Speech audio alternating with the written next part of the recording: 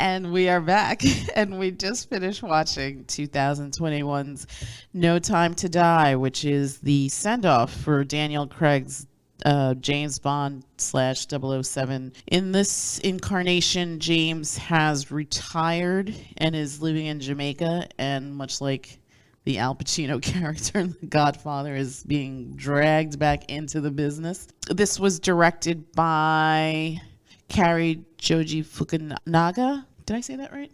Probably not, but we tried. Okay. Who is also has a screenplay credit along with Robert Wade and Neal Purvis. Like I said, this is the last Daniel Craig / Bond film, and I just thought it was just okay. Me too. Yeah. Just all right. I'm gonna start this review by saying this is a 6. I mean, it's not the worst thing I ever saw. It's not the best thing I ever saw. To me, Casino Royale is still the best Daniel Craig Bond. I don't remember Quantum of Solace at all, even though I saw it. Like I said, the Quantum of Solace felt like Daniel Craig's James Bond 1.5. Like it didn't even feel like a complete sequel. Right. And the completely unmemorable bad guy. Yeah. Completely unmemorable plot. Situations. Yeah. But we're not reviewing that movie. But we're not. Reviewing this movie. I mean, I just wanted to talk about it as a whole. I mean, I like Daniel Craig, the actor. And that first Casino Royale was amazing. I mean, the first 10 minutes of that movie alone, I was like, wow, what a way to like bring back this character. And I thought it really worked on so many levels. And I feel like this is one of those properties that could potentially go on forever, especially with the way it's been represented here. Like in the previous incarnations, when you had Pierce Brosnan and Roger Moore and Sean Connery and the guy that did the one-off movie, George, whatever his name was. Lazenby. Whatever his name is. It felt like... Too good for Bond. It felt like James Bond / 007 was the only one. But here, at least my interpretation was that 007 was just a moniker and not really tied to one particular person. I'm sorry. Are you not paying attention to a word I'm saying? You're talking about the name James Bond and the agent number 007. Right. Well, James Bond isn't exclusive 007 in this, at least in this universe of 007. Do you mean vice versa? Because 007 could be anybody. That's what I mean. He's not exclusive to being 007. In these Daniel Craig 007 movies is not exclusive to James Bond. And right. That was like one of the things in the film, because he disappeared for 5 years. They thought he was dead. They reassigned the agent number to somebody else. Right. Did they ever say what her name was? On IMDb, it's put. They have Nomi. Okay, so they said they reassigned it to someone named Nomi, a woman, and now she is 007. Right.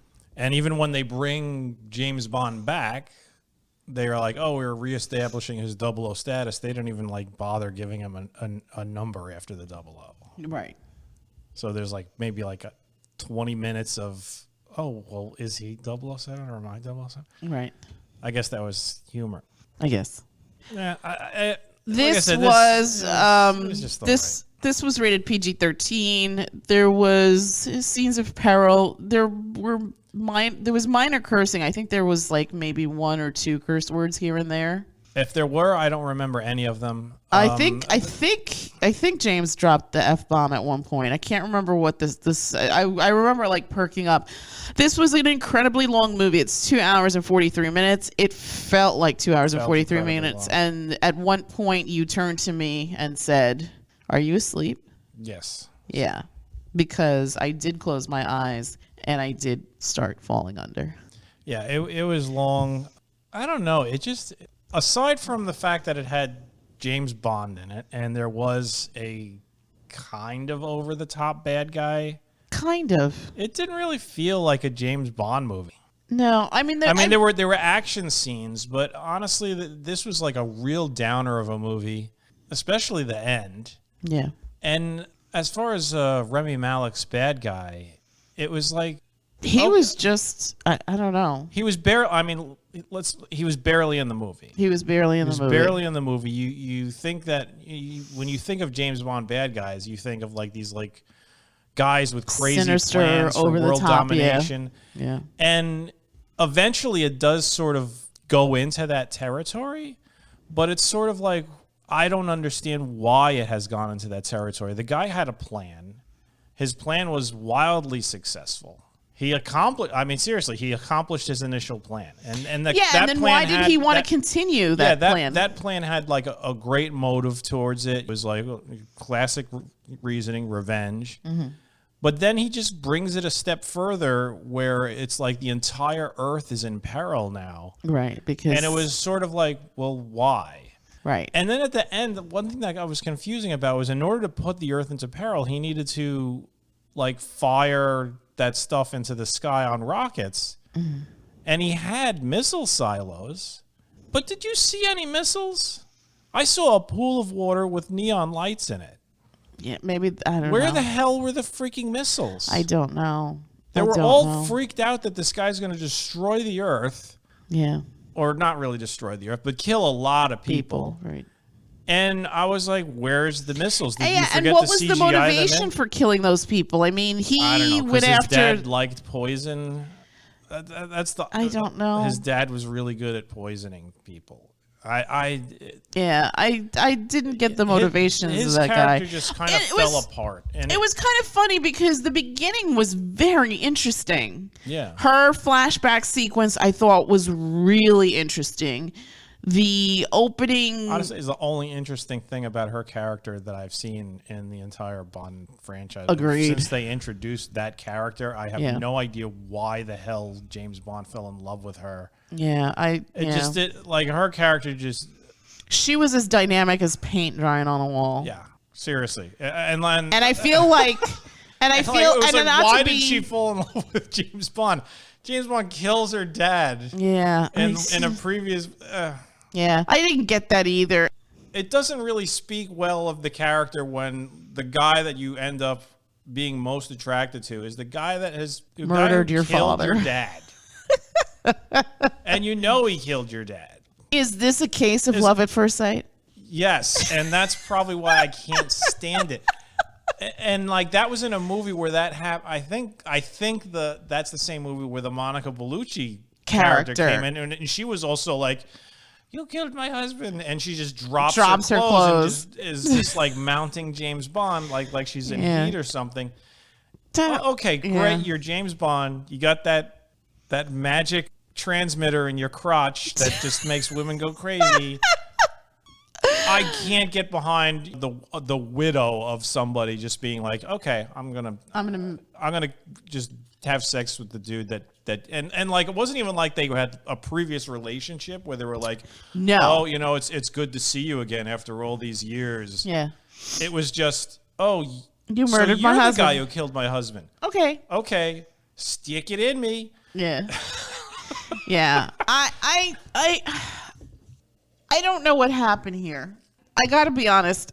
It had good action scenes. It did have good action sequences in it. And that's another thing about these Bond movies. They're pretty.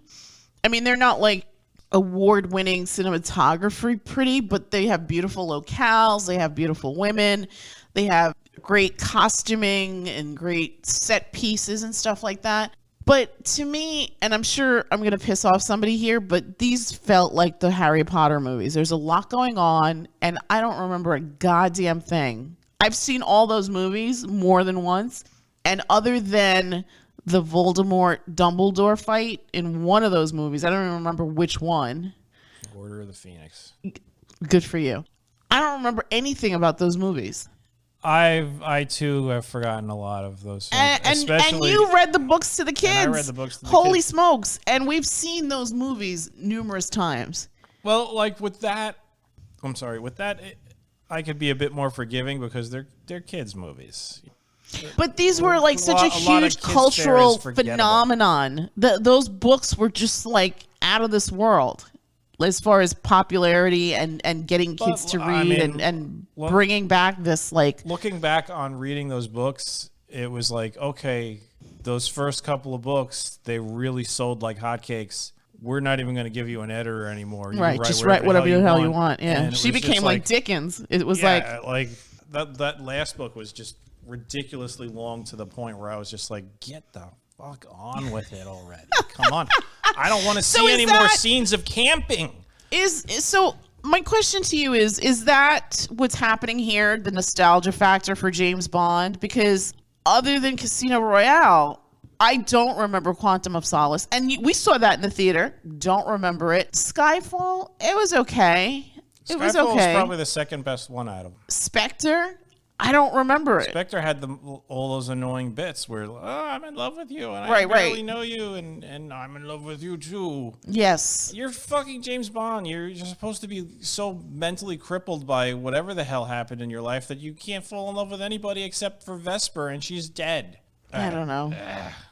I don't know. I really miss... I feel like they took a wrong turn somewhere and tried to put too much continuity into these James Bond movies. I think they should have just done... They should have just... Okay, the first one to me, not a perfect movie, but really, really well done. I mean, you have the hero struggle.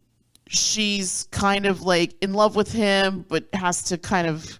give him up, but then at the same time, at the end, she makes a sacrifice.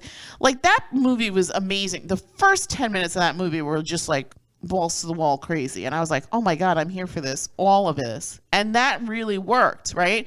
Yeah, and it was like, it was, you know, he has that tragedy at the end, but I think that movie worked so well. And what they should have done is just continued with that. Like, he should have, after Vesper dies, he should have just been like a tin machine and just killing people, not getting involved with anyone. I mean, if you wanted to have the whole like James Bond Beds of Beauty thing, sure, do it. But like, it shouldn't mean anything. He shouldn't be attached to anybody. He should be a stone cold killer. Yeah, and if you're going to like eventually bring in a new actual love interest, develop it. Fucking earn it. Yeah. Seriously, don't do this unearned bullshit where it's just like, oh, it's just the instant attraction and we love each other. It's at least with like Vespa, it felt earned. Yes. And that was another thing, because it was just, that was all in one movie. Yeah. And even his sequences with the Madeleine character in Spectre, like, I didn't believe that he was in love with her. I was like, how did this happen? Yeah, I didn't get it either, especially considering you killed my dad. Right. I mean, granted, her dad was not a great guy. Right.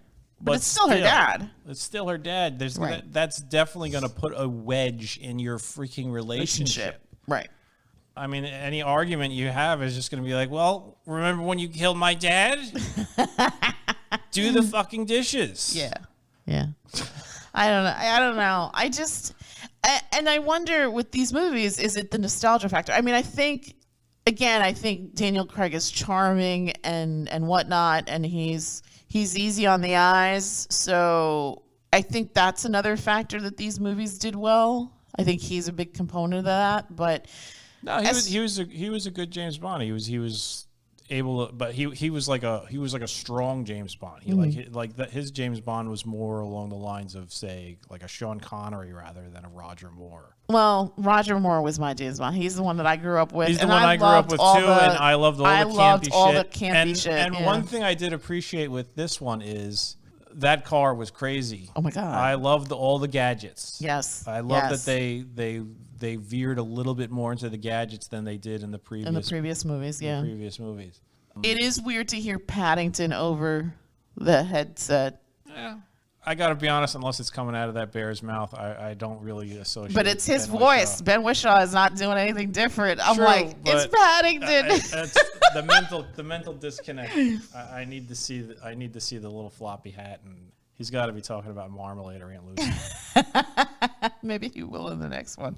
Yeah. Obviously, they're going to continue this series. I mean, it's a cash cow for that family and the property and the studio. How they they're obviously gonna introduce another. Well, she's 007 now, so I'm assuming they're going to introduce another 00. But it's not a James Bond movie unless it stars James Bond. It's not. But that's the thing. That's what I mean. Like, I don't think that James Bond and /007 are mutually exclusive. So now you open up this universe to 002 or 001 or 004. Nobody wants that. They want 007 James Bond. But that's not what's going to happen here, I think. Then it's not a James Bond movie. Then it's not a James Bond movie. Then it's not really.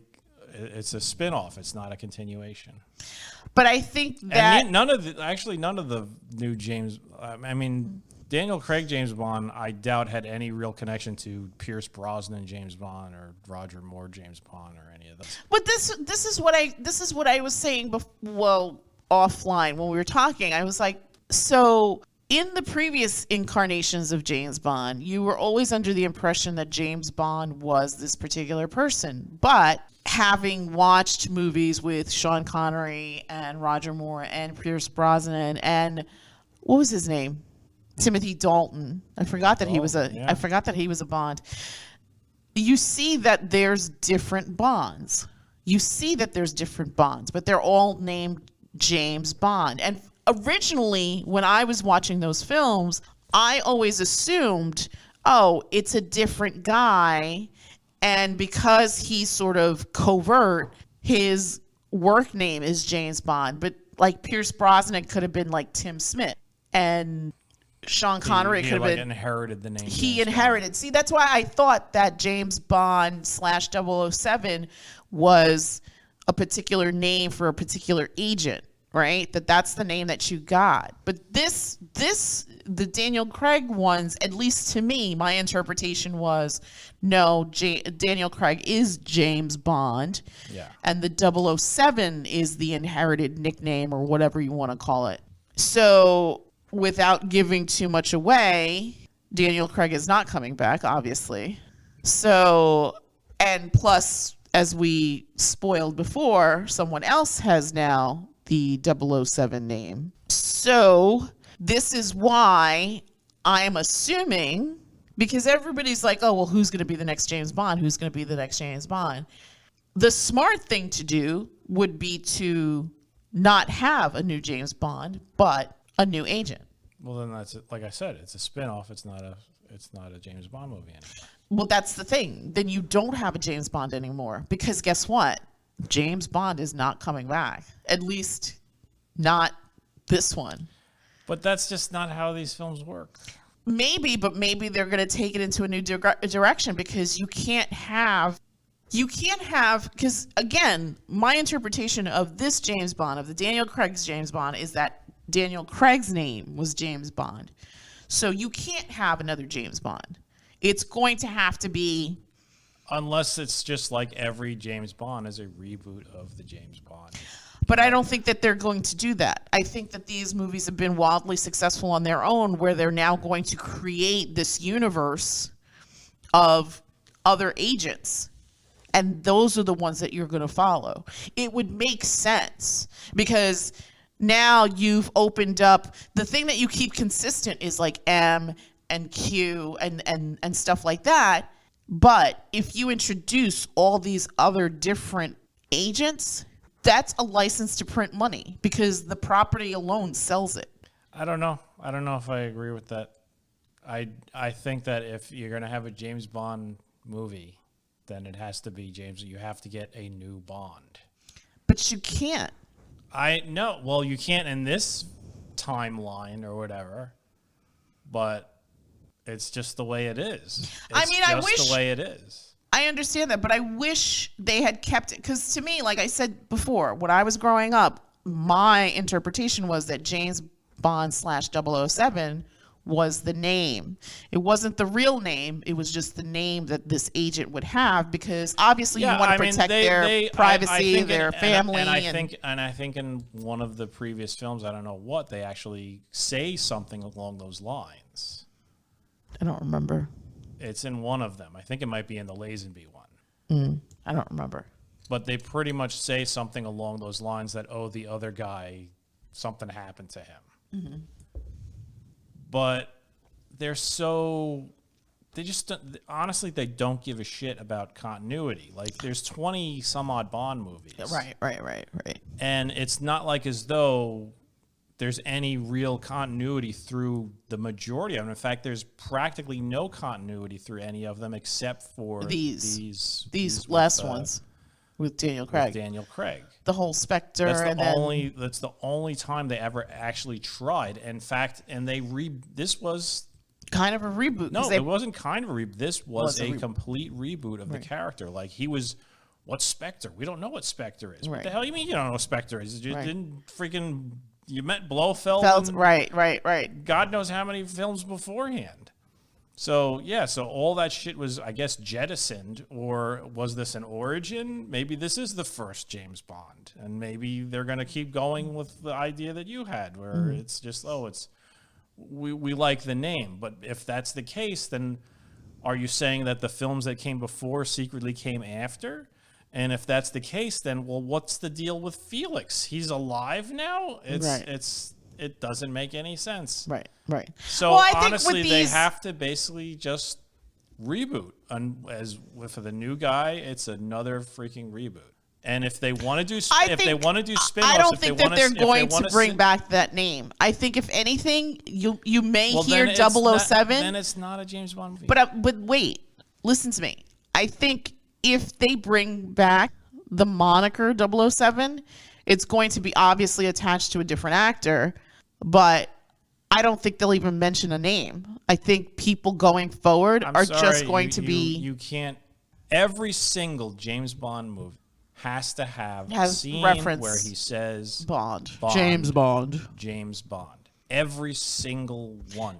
And that was the case, but I think that these Daniel Craig ones have kind of it's really one of the few things that you could still keep. You can't keep the name after this film, though. You have to, though. But you can't. You have to. It's like saying, okay, we're making another season of Doctor Who, but now his name is Frank. No, his name's fucking Doctor. He's the Doctor. He's always the Doctor. There's a different guy every time, but he's always the Doctor. You can't just suddenly say he's the mechanic now. But that's different because in those, they've explained that he regenerates. They have a mechanism for that. But what I'm saying, there wasn't. And previous to the Daniel Craig ones, you can't have a James Bond movie without James. It's in the title. It's James Bond. But you can have these movies. You can have a spy movie with a different spy. Right. But that's a totally different movie. Right. You just might as well say, okay, it's Kingsman now. Sure. But I'm saying that I think there isn't going to be another James Bond. I think there is, and I think they're already looking for him. I don't think so. I think that there will be another James Bond. I think there'll be another one of these movies, but I don't think he'll be James Bond. I think he's just going to go by a number. The people that own the property, the Broccoli's, are not going to be like, no, you sure you could just change his name. They're not going to change his name. I think what's going to happen is you have to... How could they not change his name but change his name? They're not going to change his name. I think, like what I said before, I think in the future, you're not going to hear a name. All you're going to hear is the number. So he's going to introduce himself just always as I'm 007. I don't have a name anymore. I don't know. No, he has to say Bond, James Bond. Not necessarily. He has to say Bond, James Bond. He has to order a martini, shaken, not stirred. He has to do all sorts of daring do. There has to be hot women running around scantily clad. I don't think just nailing them and that doesn't work dropping anymore. them in the dirt and then they die 15 minutes later. I don't think that's going to fly anymore. Although that happened with Gemma Arterton in that second one. That was a different time. Quantum of Solace was a different time? Yes. You can't imagine how fast these social things have come and gone. Seriously, the girl in this movie with the super low-cut dress, Ana de Armas. If this movie came out at the time of Quantum of Solace, he would have had sex with her, and she would be dead by the second act. Well, that's what happened with Gemma's character in that second movie. Yes, that's exactly what happened. And like I said... And I don't remember anybody being upset about it. No. Right. Now everybody would be like, oh, they just fridged her. That's ridiculous. You can't just do that. It's using women as a commodity rather than a character. And I appreciate that. I'm sorry, but that's what James Bond does. But that's what James Bond did, That's one of right? his calling cards, and right. they're trying to love bring him it and into leave him. Right. They're trying to bring it into a modern age, right? Where it's not like that anymore. Women have stronger characters. I got to be honest. I don't think Madeleine, is that what her name was? Yeah. I don't feel Madeleine was that stronger character. I don't either. I mean, I liked Vesper. I thought she was a stronger character. thought Vesper was awesome. But Madeleine? Yeah. Just a drip, boring character. I really wish they hadn't, like, after that, like, he shouldn't have hooked up with anybody. I mean, he could have hooked up, He could have hooked up with other women, but I don't think he should have formed relationships with anybody. I think it would have been nice for him it would have been a character arc for him to be crushed in the beginning by what happened with Vespa, have a couple of films where random shit happens, hookups, whatever, has sex with this one, dies, whatever, and then gradually build up a relationship with another character where that blossoms into something more impactful or meaningful to him, where he learns that, okay, not every woman's going to betray me. And I think that's what they were trying with this, but they really just picked the wrong fucking character. It does, and I mean, fact that she was, come on. He killed her dad. She knew he killed her dad. It was just so stupid.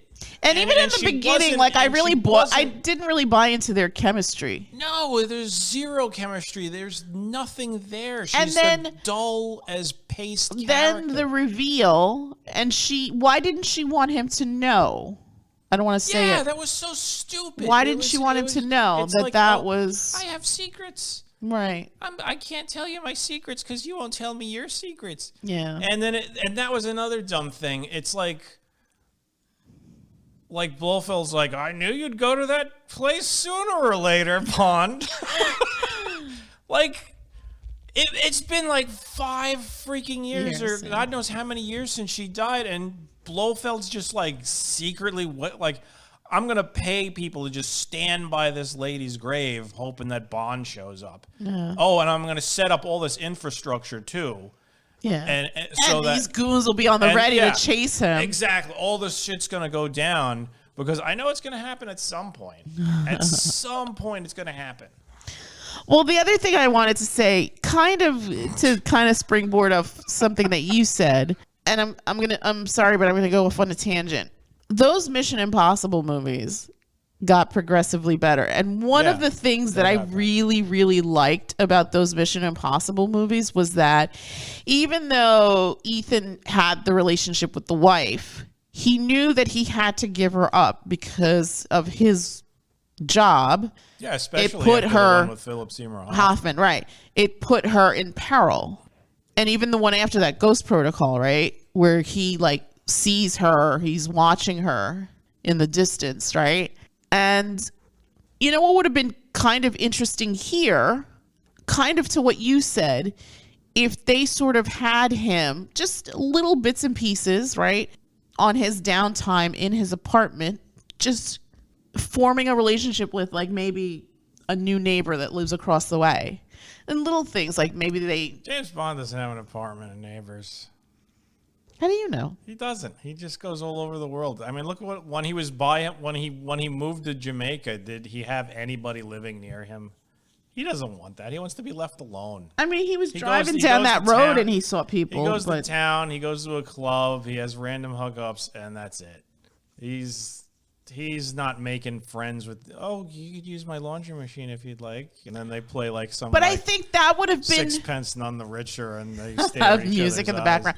But that would have been, I think, if they were going to develop him into having a relationship with someone he could trust, that would have been the way to do it. I mean, it has to, if he's gonna hook up with anybody, it's got to be somebody in that world. No. Yes, it has to be somebody in that. I disagree. And I was thinking it was going to be Naomi Harris, but then that's somebody in that world. Right, but then no. It would be better for it to be somebody outside of that world because the stakes are higher, and him walking away from that work would have more meaning. In the plot. There's no room for this. This film was 2.5 hours long. But there's no time for James Bond to meet a girl. Madeleine was not part of his world. Not really. Yes, she was. He killed her dad. But she wasn't part of that. She became part of that because for some reason he had to go see her. It was all part of that. She was involved in that world. But he didn't know that she was his daughter, I think, at the beginning. Yeah, he knew she was his daughter. Because the father sent him to her. Oh, that's right. He didn't know. He didn't know. The father sent him to her. So she wasn't part of Spectre. I gotta be honest. It's confusing. I don't really remember anymore. So this is what I'm saying. Whoever he had the relationship should have been somebody outside of that because the stakes are higher because now you're putting your loved one in danger. But there's no place. I mean, you could write that in, but really, when you're dealing with a Bond movie, it's stop the freaking bad guy. And there's not any time for, like I said, meeting somebody while you're doing your laundry. It's nobody wants to see that. James Bond doesn't do laundry. He doesn't cook his own meals. He doesn't have an apartment. How do you know? He doesn't. How do you know? He doesn't. Didn't Judi Dench go and visit him in his apartment? I don't remember that. Was it in Skyfall? Yeah, because she dies in that one. Whoops, spoiler. I don't know. I don't remember. All I know is that I don't want to see James Bond doing his laundry and meeting some girl at the laundromat. But you don't need to see all that. You just need to see him have brief interactions with a normal woman. They better be attacked by ninjas or something. Seriously, there is no. It's James Bond, super spy. Not. Oh, I'm just gonna sit at home and have some pizza and maybe do some Netflix laundry. and chill. Yeah. Not How do you know he doesn't do that? Like, he's not the guy. I'm sure super spies have to unwind as well. He's like checking out Tinder for dates or something. Oh, she's nice. He's handsome. I don't think he needs to go on Tinder. Either way. I don't know. I disagree. He's updating his all right, let's rein it in. Okay, what do we think about this film? Let's talk about this film. Like I said, it was okay. It had good action scenes. I feel like the bad guy was kind of forgettable.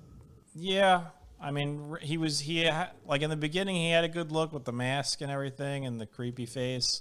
And his motivation made sense. Yeah. Although I gotta be honest, they just bitched Spectre out like nothing. It's like you're building up this like super secret terrorist organization, and they get bitched out super bitched out like nothing. And then it's suddenly it's like, and you know what? Now it's time to move on to the next part of my plan, which is annihilation. Kill millions of people for no reason. Yeah. Because I guess Dad liked poisoning people. And it's weird because it's like, well, then you're no better than Spectre. You're doing the same thing they were doing. Yeah, I don't. Yeah, it was very strange. And he was kind of forgettable. He wasn't really interesting. Like, and like the connection between him and Madeleine was, it seemed like it was like an interesting idea in the beginning, but then at the end, it just sort of felt like, oh, well, we need some kind of connection between the two. What could we do? Mm-hmm. Okay, let's do this. Mm-hmm. It just, I don't know. For him to become like as obsessed as he was at the end, his character just sucked. Yeah, it wasn't good. Is this like the curse of, because didn't he win Best Actor? Well, this wasn't his first role after Freddie Mercury, right? After doing Freddie Mercury. No idea. He was in that movie with Denzel Washington and Jared Leto too. That came out on HBO Max earlier this year. I don't remember. Yeah, anyway. Yeah, I wasn't, the story was kind of The locales were pretty, the costuming was great, the cars were cool. Yeah, I like James Bond's car with the machine guns and the landmines and the smoke. Daniel Craig's a charming James Bond, really good, but he's a charming James Bond. But this kind of falls flat. You could see he's getting long in the tooth. There's that, and there's also there's a bunch of scenes where I was like, look at the way he's like kneeling and standing up. You could tell that if the sound, if we were getting like a live feed from that mic when he was standing up, like kneeling or standing up, he would be going like this.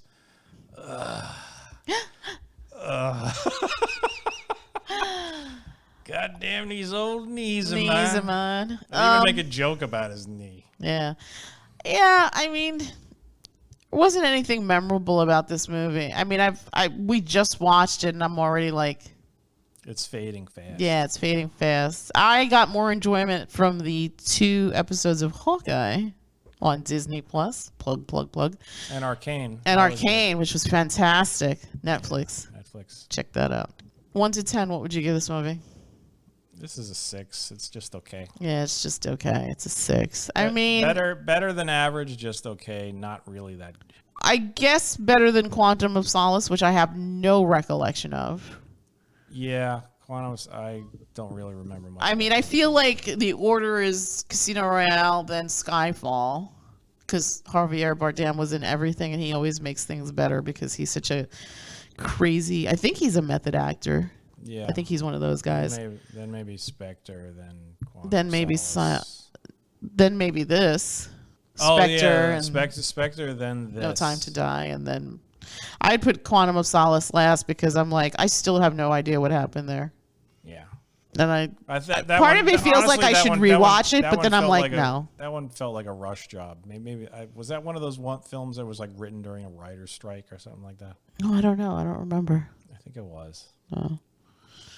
Anyway, I'm tired of talking about this movie. Yeah, I mean, if you're a diehard Bond fan, I guess check it out. Yeah, if you like Daniel Craig, Bond viewing, watch it. If you like Daniel Craig, it's not bad. It's just not okay. Great, and it's kind of disappointing because you want something. Yeah, you feel disappointing because this is like the send off. Right. This is the end of that continuity stream, and it was just okay. And it was just although as a send off, I would watch this again and again over The Last Skywalker, whatever, or Rise of Skywalker. What the hell is the name of that movie? I've completely blocked it out. Don't even mention it. That was complete excrement.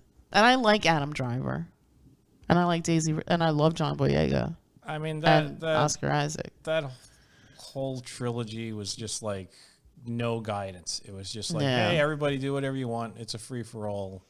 Yeah, that was really weird. We'll work on connecting the ideas later. That was really weird. That's a shitty way to do something. Do stuff, and really disrespectful to Star Wars. Yeah. If you're going to continue it, pay attention. Have a goddamn plan. For all 3. You're like, we're making a new trilogy. Yeah. Then fucking write a trilogy before you start making them. Right. Just because it's got the Star Wars name on it. Okay, yeah. It's probably a license to print money, but still. Let's just print some money and the plot. What? We don't have to, we don't care. Studios, pay attention to what Disney/Marvel is doing. Well, it was Disney/Star Wars did this. That's right, true. But I'm saying they got the golden touch. I'm saying get yourself somebody that loves movies and stories like Kevin Feige does, and have them head up this part. I mean, like. What they've done with The Mandalorian is amazing. Yeah, I hope they continue thinking like that. Yeah. And like, Clone Wars and all that stuff. Yes. All right, we're going off on big things. Let's end this before this isn't the Star Wars podcast. It's not, but I just it really irks me because people grew up with James Bond. James Bond means something, just like Star Wars means something. It's nostalgia. The same thing, we could say the same thing about that last Indiana Jones movie, which was awful. Studios, please do us a favor. You have all this money. You want some of that money back? Pay attention. Get yourself some good writers, because if you don't have good writers, you don't have good stories. And if you don't have good stories, you're really doing the property, the fans, and yourselves a disservice. Because guess what? Even in a pandemic, people are going to leave their houses and go see these movies. Yeah, so give them the best that you can give them. It's smarter for the long term, because you're giving yourself a longer term chance of making a profit by doing it right, making a healthy product. If you're just going to go for the immediate cash grab of the opening box office weekend, and you're just like, fuck plot. Yeah, it's got the name on it. It's Star Wars. It's going to be freaking a blockbuster no matter what we do. Let's just have an hour and a half of Jar Jar Binks, shitting in a Jawa's mouth. It's still going to make money. Don't do that. Yeah, man. Please don't do that. Yeah. Anyway, done. I'm tired of it. And another thing. No. Just kidding. No. Just kidding. We're I can done. see you getting We're so done. mad. I'm going to start lowering the levels here. Good night, everybody. And that's it from us. We'll come back. Oh, wait. Before you go, shout out to my boy, David what's his name? We just saw Men in Chicken, and he was a character in this. He was the Russian scientist. So shout out to him. Yeah, skip this and go check out Men in Chicken. Yes, go watch Men in Chicken. That was so good. So much better than this movie. Yeah, and that's it from us. That's it for us. Have a good night. Good night. Good night.